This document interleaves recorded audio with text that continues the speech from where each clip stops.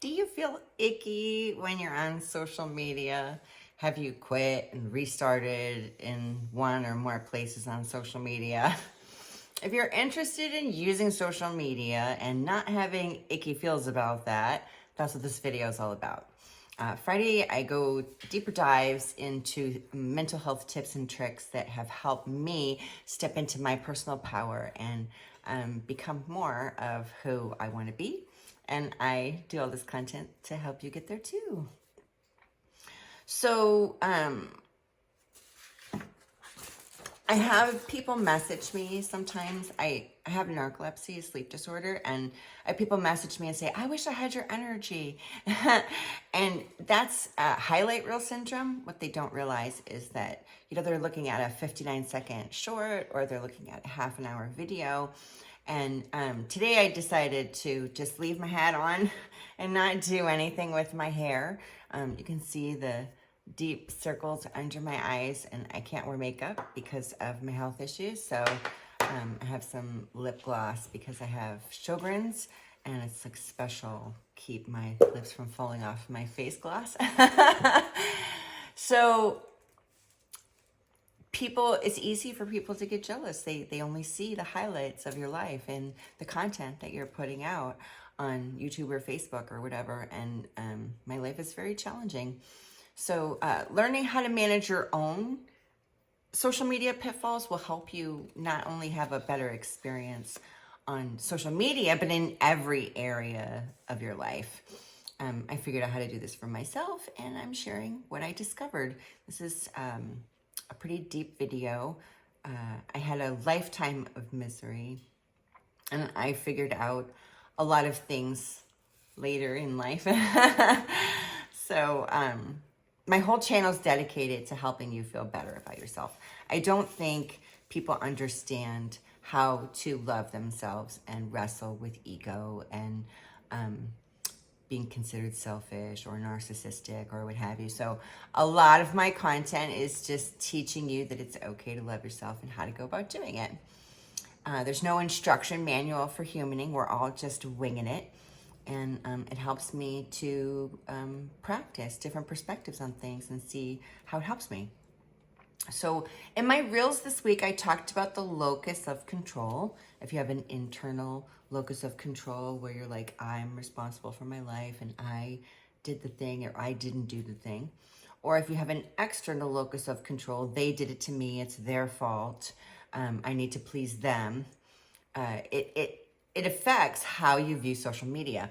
I did a post on my community tab, so if you want to check that out and dig a little deeper, you can also search for videos on locus of control, just so you understand it. What does it mean? And which do you have? And if you have one, what's good and bad about that? And if you have the other, what's good and bad about that?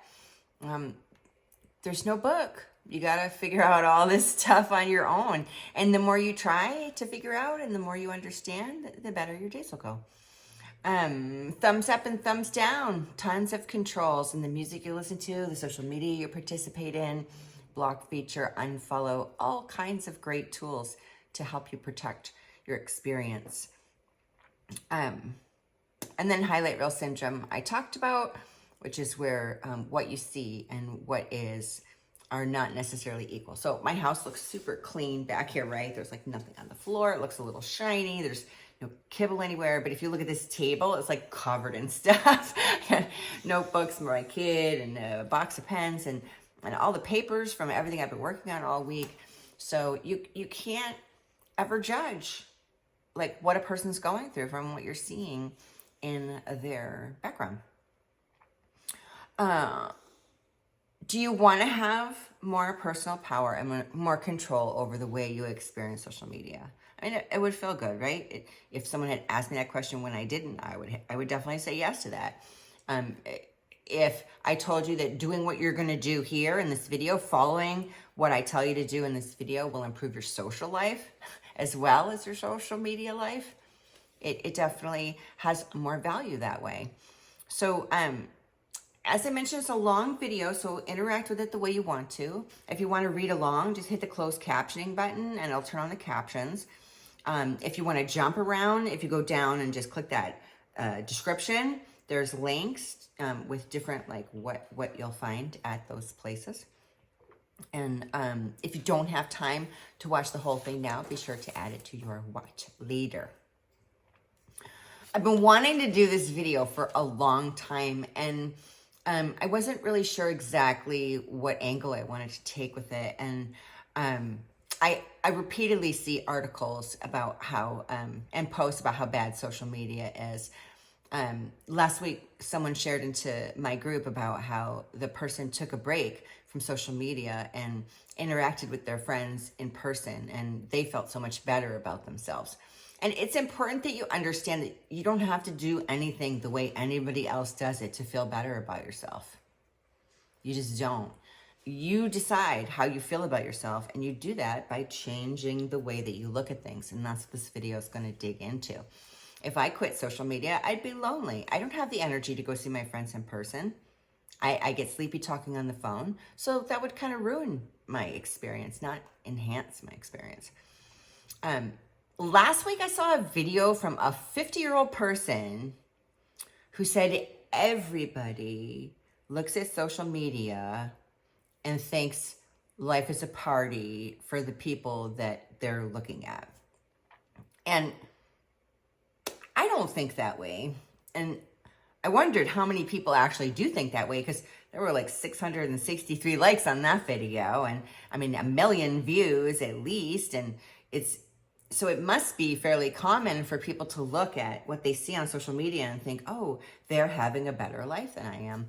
And that's the biggest reason why I wanted to do this video, because I have a unique perspective on this. And if you can get behind it, it will really help you have better days. So a decade ago, I had a really big problem with certain aspects of social media, and they made my health challenges harder to deal with. And solving the problem literally changed my life, literally, and my social media experience. A lot of things, when used improperly, can be dangerous. Things that can benefit you can also be dangerous if you don't use them responsibly. So today I'm going to cover the bad of social media, the good, why you must understand what it is that I'm telling you in this video, changing your perspective, what happened for me, what I learned from it, and how you can get there too. I'm going to cover all of that. So the bad. It's been a while since I had problems on social media. So I did a search, why social media is bad. And here's what the internet says some of the pitfalls are without any details. Fear of missing out, FOMO, self-absorption, body image issues, depression and anxiety, cyberbullying, and misinformation. And they highlight one of the most toxic things about the influencing phenomenon is the way it distorts reality. It's only natural for people to want to present the best side of themselves, but influencers often filter their faces, use effects to change the shape of their bodies, and portray very lavish and luxurious lifestyles. So think for a moment, which of those are you affected by? Because noticing when something is a problem for you is the first step to doing something about it. You can't fix something if you don't know it's broken. So would you find value in being able to see things differently, to be able to feel differently than you do now while you use social media to feel stronger? I certainly would. I asked my group, and some of the responses as to why people don't love social media so much are other people sharing drama, too many ads and paid posts, negative comments, people who try to look perfect, how everyone's house is clean in their videos, and people being mean. I'll talk about my bad experiences in a bit. So the good aspects of social media. For me, social media is a lifeline. I have a lot of health issues. It takes a lot of maintenance for me just to get through a day. Without Facebook, I wouldn't be able to interact with people on a daily basis. I would end up not communicating in any way with people because of the way that my life has to be. I'm neurodivergent. My schedule is different from other people's. I get tired from talking on the phone. It's hard for me to get out and about in the world sometimes. So you can have meaningful relationships on social media. I have amazing relationships with people I have never met in person before. You can have existential conversations, learn how to do things, be entertained. You can keep up with distant relatives. You can make new friends. You can find a mechanic or a realtor. You can test out your new music, sell your car, read movie reviews, the news that you want to read, laugh at creative videos, comedians, keep up with what's going on in your community, learn about fun events in your area, take classes. The list is really endless, what you can do on social media. The number one reason why you must do this is you can't control social media, but you can control you. It's the only thing you can control. So listening to this next bit might open your eyes to a new way of thinking. If you think you might not make it through the vid, again, I want to remind you to add to your watch later, because this really is life-changing information. I'm going to go deep, and the perspectives are what took me from a traumatized individual to a personally powerful one. If you struggle with exterior things like social media, other people's opinions, filling your interior with icky feels, pay special attention to this part. Is your social media a tool or a torture device? If it's the latter, don't do that to yourself. It seems so simple, doesn't it? Protect yourself from it. It's up to you to protect yourself from it. You need to always be looking out for yourself. One of my favorite things to say is, from the cradle to the grave, you're the only constant. There's not one person guaranteed to be there with you for the entire journey. So you got to learn all this stuff. You got to practice all this stuff. You got to apply all this stuff. And then you'll have a better experience as a human being. So on social media, I want you to start thinking about what you're looking at. Think about who you're following. What's your purpose for using it? Think about it. Is it just empty, vapid scrolling where you never learn anything, laugh, or grow? Are you just killing time? Or is it an efficient way to connect and catch up with people you can't see because they don't live near you or your schedules can't line up? For me, it's all about connecting with people, helping people, learning new things, being amazed at the things that I see. A state of awe is really good for your physiology. When you're like, oh, wow, it makes you feel better inside of your body, inside of your immune system. And with everything I have going on, I'm constantly looking for ways to just feel better. It's something that's super important to me because it really does help me dig deep and get through a day. So, feeling other people's joy.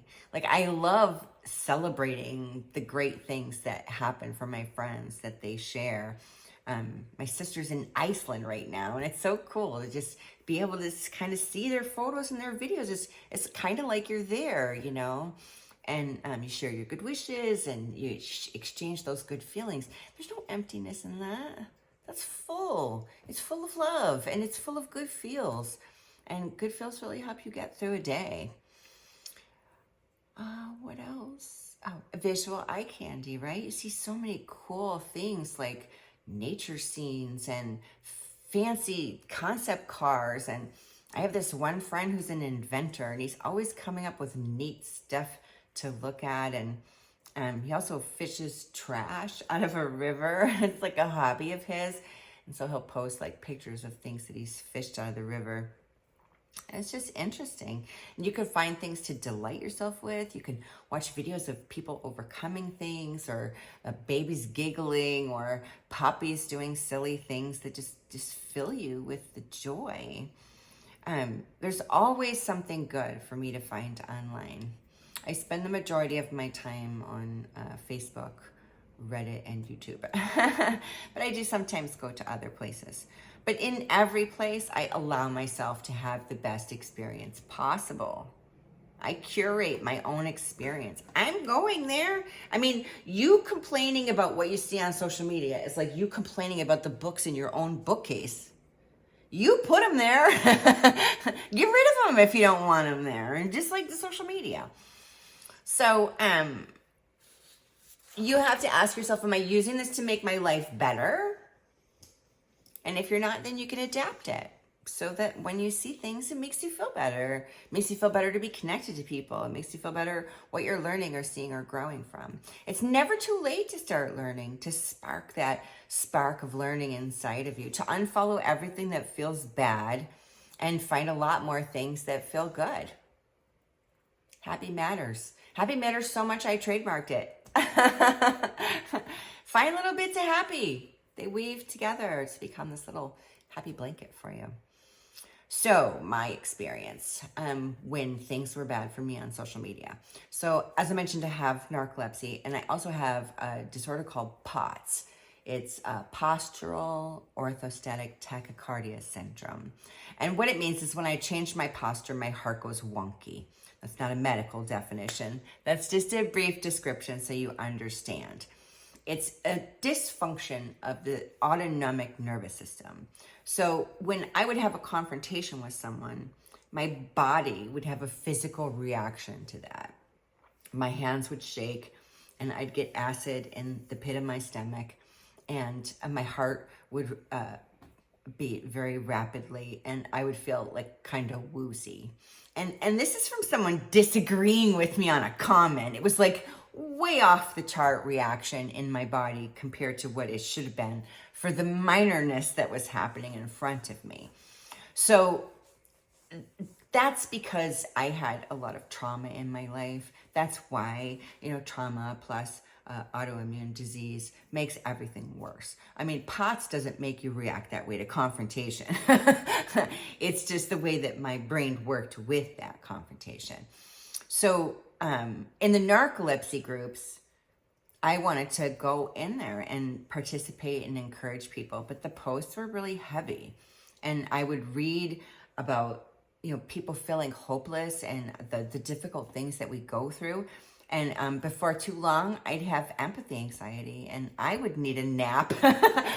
I'm going in there to find support and I'm putting myself to sleep. So, did that ever happen to you where you had a physical response to something?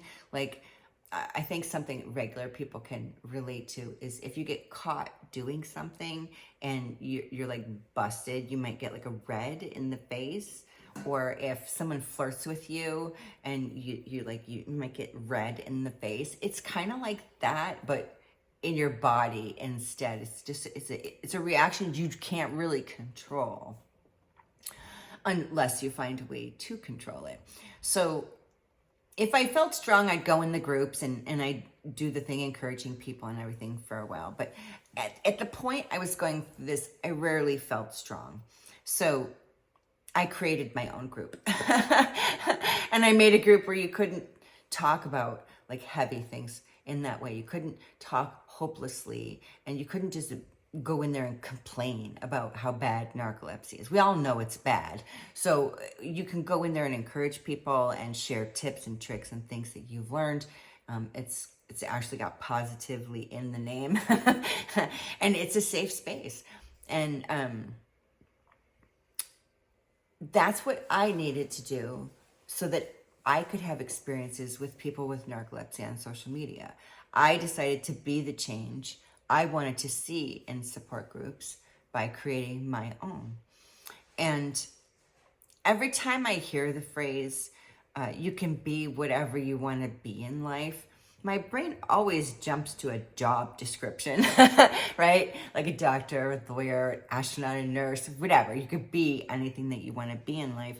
But you can be anything you want to be in life also applies to happy. You can be happy. You can be entertained. You can be fulfilled. You can be content. You can be friendly. You can be feeling safe. You can be anything you want to be. You just have to find a way to get yourself there. So I have 4 perspective shifts that I'm going to share with you coming up here now. So number 1, you don't know who's watching. Ever, really. Unless you're on a live or a Zoom and their names are showing up, you have no idea who's watching. So in the beginning, I used to feel like I had to look at everything in my feed, and I had to react to everything in my feed. And over time, I ran into people in my real life, and they were like, oh gosh, I love your Facebook. Whenever I'm feeling down, I go find your page, and there's always something there to uplift me or make me laugh or whatever. And sometimes I didn't even know I was friends with the people. I had no idea that they were looking at my social media. So as silly as it sounds, finding out people were looking and I never know who they are helped me cope with the feels that I had from only getting minor interactions on my posts. Like, you put this big heartfelt thing and then only 2 people react to it, then it left me feeling like I was talking to a wall, I guess. But then all the walls kept telling me that they were hearing what I was saying. So I realized that not everybody wants to have their name associated with certain things, or they just don't want to react to things. They want to keep their lives private or whatever. And the fact that I know now that it helps people whether they react with it or not, it helps me keep doing it. So do you ever feel that way, that, nobody likes you because no one interacts with your posts? Or do you, think your friends will think you don't care about them if you don't make sure to like every one of their pictures? Because that's an altered perspective, and that's something that you can work on. The second perspective is that your mind is a playground. I know before I really got heavy into this, my mind was a battleground for the majority of my life. But now it's a playground, and I can teach you how to make your mind your playground. I have 150 videos on this channel aimed to do just that, to make your mind a playground. So this is easier to practice if there are other people in the room with you. So if there aren't, you can use your imagination to comprehend what I'm about to tell you. So if I'm looking at a person and I realize I can think literally anything that I want inside of my head. I can think about what I'm going to make for dinner. I can think about a conversation I had with someone, song lyrics, whatever, and they'll have no idea what I'm thinking. Like, I could think something right now, and you have no idea what it was. You can't know, even if you're a psychic. I mean, if you want to guess what I was thinking and put it in there and in the comments, then I'll tell you later if you were right. But probably not, because it was super random what I was thinking just in that moment. It's not even in my script. So it seems really basic, doesn't it? I mean, awareness that no one else can read your mind or know what you're thinking. It wasn't for me. For some reason, I don't know if it was trauma or the fact that my brain was not my friend. I felt like my thoughts were on my forehead, that everyone knew exactly what I was thinking all the time. And once I was able to turn that around and get a grip on the fact that I could think literally about anything I wanted to and no one has any idea, I rationalized myself with myself. So if I'm thinking about dancing naked in the moonlight and no one has any idea what I'm thinking about, then it's impossible for them to know. We've established that, right? So flip it over. It's absolutely, completely impossible for me to know what anyone else is thinking, ever. Period. End of sentence. You can be sitting next to someone who's looking right at you with a particular look on their face, and you can go through the lists of things that they could be thinking about, wondering what it is. Did you do something? Are they upset with you? They kind of look upset. And at that moment, if you apply this tip, you can think to yourself, it's not even possible for me to guess what they're thinking. So why bother? Why bother even trying? The third tip is holding space. So there's a term that helped me immensely to deepen my awareness of the separation between me and other people. And I'm continuing to understand it on different and deeper levels as time goes by. And it's one of those woo-woo terms that tends to turn people off. So if you don't like woo-woo things, allow me to translate for you. So the term is holding space. And the internet definition of holding space is physically, mentally, and being physically, mentally, and emotionally present for someone. It means putting your focus on someone to support them as they feel their feelings. And if you want to translate it into something tangible, holding space between two beings is like sitting with a table between you where you're pulling things out of your pocket and putting them on the table and you're looking at them in front of you on the table. It's like a clean room where you can put your icky things so they don't get on your clothes. Right? You want to protect your clothes when you're working with icky things. So, the fourth one ties into this, and that's boundaries. Gosh, it took me 5 decades to understand and apply and hold boundaries. If you do not understand, apply, and hold boundaries, please put that on your 2023 to-do list to figure out how to do that. Watch videos, read books, take a class, whatever you got to do. So the table that I mentioned is like a workspace for feels. Just like you want to leave work at work and you want to leave home at home, you want to leave the icky feels on the table. Holding space for the other person to get what they need and holding boundaries for yourself to keep from getting what you don't need. It's a give and take. When you're holding space for someone, it's not a one-way street. You're not there to be a vomit receptacle for anybody else's emotions. You're not there for people to leave all their drama on you. You're there to give them space to talk about their feelings, not to fix their stuff unless they ask for your advice. You're not there to compare your stuff to their stuff unless they ask if you have any experience with it. You're just there to listen. And the most important thing that you can do is to keep whatever hard thing they're going through outside of you. It's the best way to observe what they're going through and not get your own way, not get in your own way. I'm getting tired, it's late, sorry. Okay. You're more likely to be objective in listening to your friend rather than judgmental. You're also more likely not to take on their feelings, even during hard conversations. It's there for you to look at, not inside of you to feel it. Important distinction. You can never truly know what anyone is thinking or feeling, even if they tell you, right? Just like sometimes you don't understand your own feelings, other people sometimes don't understand their own feelings either. So someone might be thinking that they're mad when really they're ashamed. And the feelings are similar but different. And until they take that time to unpack it, they might not even know why they're feeling the way they're feeling.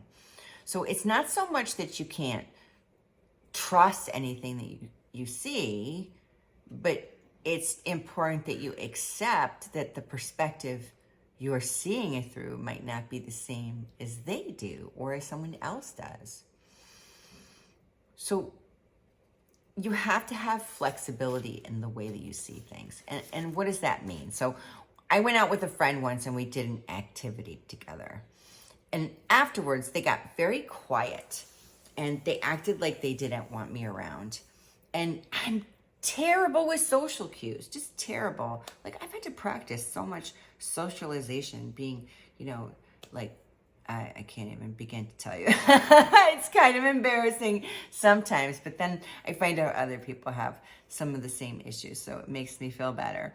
So, accepting that I can't know what anyone is thinking or feeling helps me to not trust my own thoughts about what's happening, right? Like, it turned out my friend was embarrassed about something happened that I didn't even know happened. And it had nothing to do with me at all. And I would have been sitting there worrying about, oh, why are they mad at me? And what did I do? And it didn't have anything to do with me. So when someone's upset, the very best thing that you can do is look at them and go, oh, they're upset. I hope they figure out why. Instead of, oh, they're upset. What did I do? Right? Big difference there, especially with the way you feel inside. So now I have an unwritten rule for myself to never assume I know what's going on. You can't know. And when people come to me to complain that somebody didn't get back to them or they're late, I always say, you can't know what's happening with them right now. You can't. So just float until you find out, and you'll have better days. Is this making sense? To view everything objectively and see how there are so many different perspectives to the same thing. Can you see how by accepting that you don't know who's watching, you can't be sad if you have only a couple interactions on your posts, that your mind is a playground, and that it's up to you to remember if you want your social media to be a tool or a torture device. How accepting you can never really know the truth of anything, and holding what you see in front of you instead of taking it in can help you manage your icky feels. And that boundaries, choosing what you see, when you see it, and choosing not to see it sometimes can all help you have a better experience, both on social media and in your real life. Okay, one last analogy. So I live in LA, and I don't like scary movies or horror movies. So when I'm watching action movies, which I absolutely love, or adventure movies or something, I do like some psychological thrillers, and there's something that's involving death or dismemberment, then I look at the actors and I think about like the location and the set design and the lighting and the makeup and the props. And it helps my overly empathetic heart remember that none of it is real and nobody's really dying or getting their fingers cut off or whatever. It's all orchestrated for me to think and act a certain way, right? Things that are produced like this are designed to elicit a response out of you. Although this is more how-to. I'm not really trying to entertain you, but yeah, same kind of thing. They even use music in movies and television to lead you along to certain feelings. They want you to feel apprehensive or excited or nervous or happy or whatever. And social media is no different. It's all produced. This is all produced. Just like the movies, there's makeup and camera angles and music and filters and behind the scenes messes and barking dogs and outtakes and arguments and tons of footage in the trash. What you see in 59 seconds short could have taken hours for someone to put together. And one of my favorite reminders for social media came from a meme, and it's, even the girl in the magazine doesn't look like the girl in the magazine.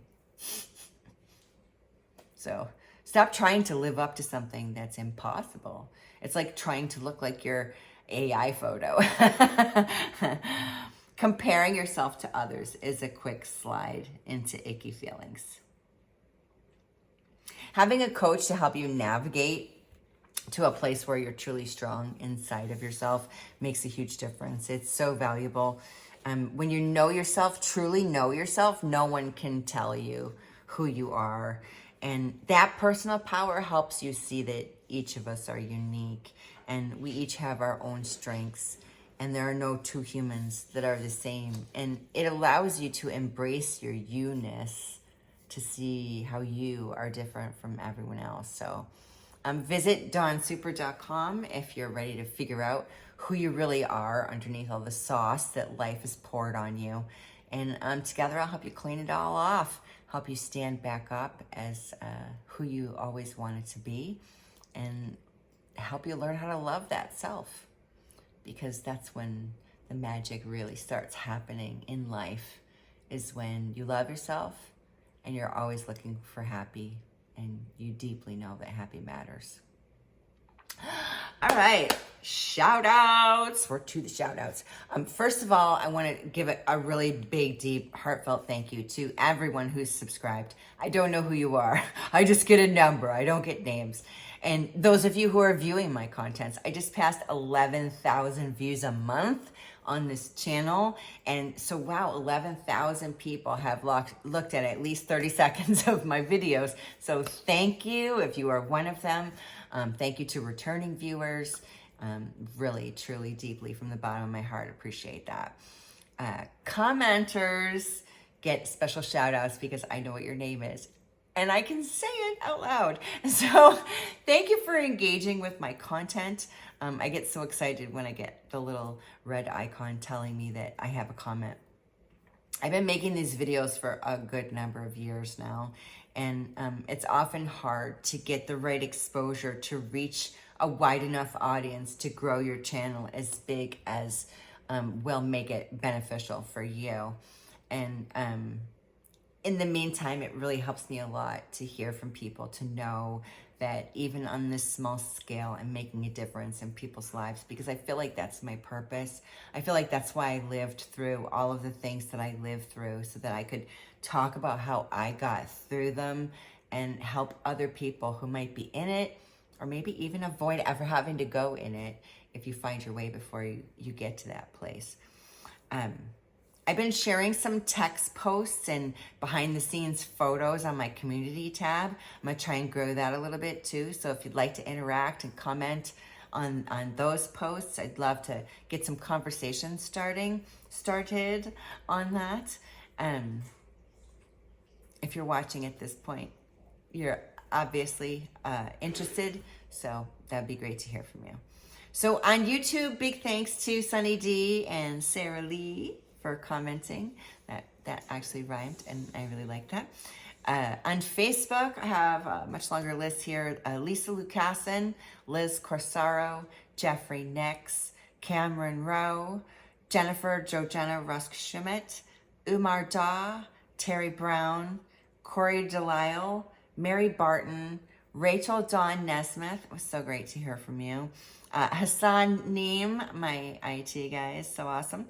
Christopher Daniel Puxta, Bill Widener, Lori Dooley Brandon, Elle Hatton, Sydney Ship, Ellie Ellard, and Amelia Maston.